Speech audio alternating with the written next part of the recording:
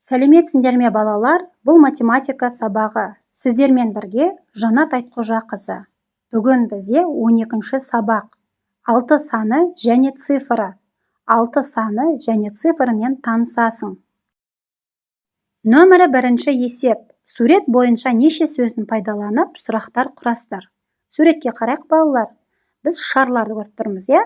Суретте неше шар бар? Шарлар санайтын болсақ, бұл жерде 6 шар бар екен. Суретте неше биші қыз бар? Суретте бір биші қыз бар екен. Суретте неше биші ұл бар? Ұлдар санайық билеп жүрген. 1, 2, 3, 4, 5. 5 биші ұл бар екен, иә? Суретте неше күйші бар? Яғни домбыра тартатын адамдарды біз күйші деп айтамыз, иә? 1, 2, 3. 3 күйші бар екен, иә? Өнерпаздардың санын салыстыр. Салыстыратын болсақ, билеп жүрген балаларға қарайықшы. Мұнда 5 ұл бала билеп жүр, және 1 қыз билеп жүр. 5 бірден артық.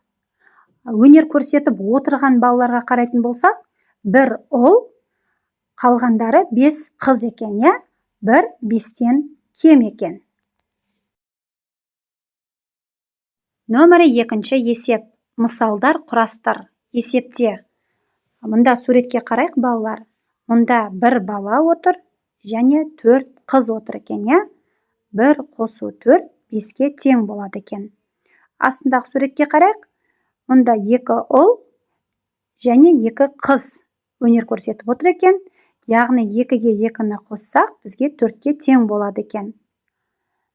1 ұл бар екен, және 2 қыз. 1-ге 2-ні қоссақ, 3-ке тең болады. 3 ұл, және 3 қыз. 3-ке 3-ті қосатын болсақ, 6-ға тең болады екен.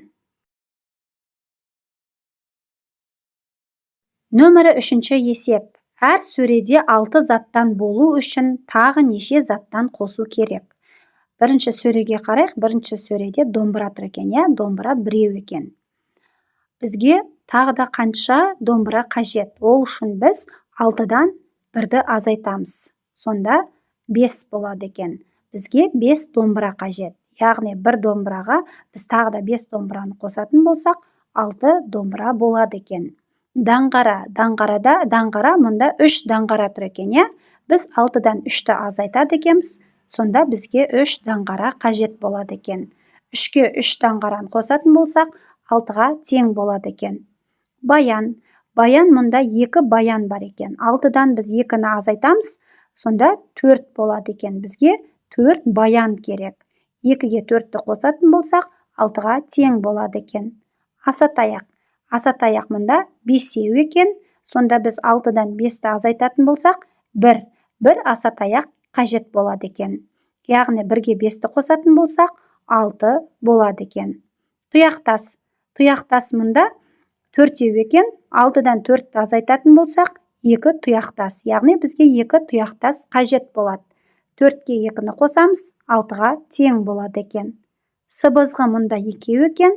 6-дан біз 2-ні азайтамыз. Сонда 4. Бізге 4 сыбызғы қажет болады екен. 2-ге 4-ті қосатын болсақ, 6-ға тең болады екен.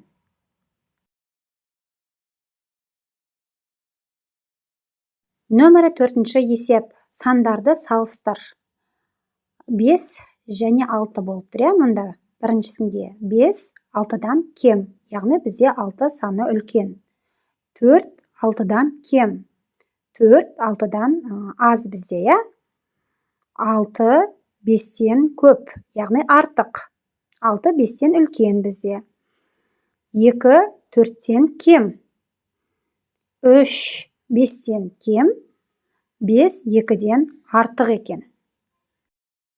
Осымен біздің бүгінгі сабағымыз аяқталды. Келесі сабақта кездескенше.